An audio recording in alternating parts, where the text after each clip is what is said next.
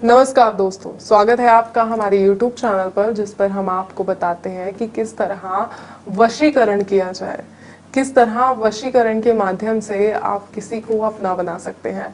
कोई आपसे रूठ गया है, नाराज है या किसी से कोई काम आप करवाना चाहते हैं, तो किस तरह आप उसे अपना बना सकते हैं, किस तरह आप उस व्यक्ति से अपना काम करा सकते हैं।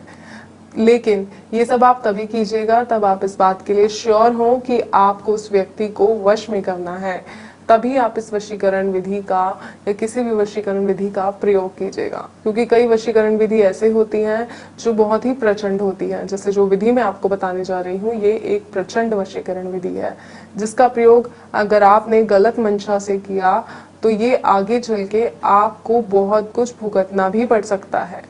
वो व्यक्ति फिर आपसे दूर ही नहीं होगा, फिर आप कुछ ऐसा तरीका ढूंढेंगे कि वो व्यक्ति आपसे दूर हो जाए। तो इससे अच्छा ये है कि आप पहले इस बात के लिए श्योर हो जाएं कि आप उनसे प्रेम करते हैं या फिर आपको उनसे काम कराना ही है, तभी आप उस व्यक्ति को अपने वश में करें। तो आइए मैं आपको बताती हूँ कि आपको किसी को वश में करने के लिए कम से कम सामग्री में किस तरह आप किसी को वश में कर सकते हैं। तो शुरू करते हैं और सबसे पहले मैं आपको सामग्री ही बता देती हूँ जो सामग्री हमें चाहिए। तो दर्शकों, सबसे पहले हमें चाहिए उस व्यक्ति का इस्तेमाल किया गया कपड़ा। वो कपड़ा कुछ भी हो सकता है। और हमें चाहिए एक लाल कलम। जी हाँ, एक लाल कलम, लाल मार्कर, कुछ भी आप ले सकते हैं, जिसकी सहायता से आपको उस व्यक्ति को वश में करना है। और करना क्या है, आपको लाल मार्कर की सहायता से उस कपड़े पर उसका नाम लिखना है। और नाम बहुत छोटे अक्षरों में लिखना है, बहुत छोटे अक्षरों में। जैसे इस कपड़े पर हमने यहीं कहीं उनका नाम लिख दिया, इस तरह हमने नाम लिख दिया और इसको अंदर की तरफ दबाकर फोल्ड कर दिया इस तरह। और इसके बाद इस कपड़े को आपको 7 दिन तक अपने पास रखना है। जी हाँ, 7 दिन तक इस कपड़े को आपको अपने पास ही रखना है, अपने से अलग नहीं करना है। चाहे आप इसे अपने तकिए के नीचे रखिए या कहीं भी रखिए जहां आपको सहूलियत हो, लेकिन ये कपड़ा किसी के हाथ नहीं लगना चाहिए। इस बात का भी खास तौर पर ध्यान रखिएगा। और जिस वक्त आप इस पर नाम लिख रहे हो, उस वक्त उस व्यक्ति का ध्यान कीजिए जिसे आप वश में करना चाहते हैं। जी हाँ, और उसके बाद 7 दिन बाद इस कपड़े को बाहर कहीं ले जाकर आपको जला देना है। इसकी राख को आपको अपने पैरों से कुचलना है, अपने पैरों से मसल देना है। जैसे ही आप इसकी राख को, इस कपड़े की राख को, जले हुए कपड़े की राख को आप अपने पैरों से मसलेंगे, वो व्यक्ति पूरी तरह आपके वश में हो जाएगा। जी हाँ, ये एक सरल और सटीक तरीका है किसी व्यक्ति को पूरी तरह अपने वश में करने का।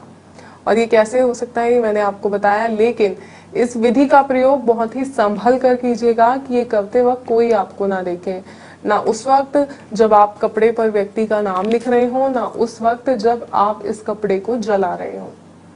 जी हाँ, दोनों ही चीजों में आपको ध्यान रखना है कि आपके आसपास कोई ना हो। अपने घर से बाहर जाकर आपको इस कपड़े को जलाना है और इसकी राख को अपने पैरों से मसल देना है। जैसे ही आप इसकी राख पैरों से मसलेंगे, वहां वो व्यक्ति आपकी ओर खिंचा चला आएगा।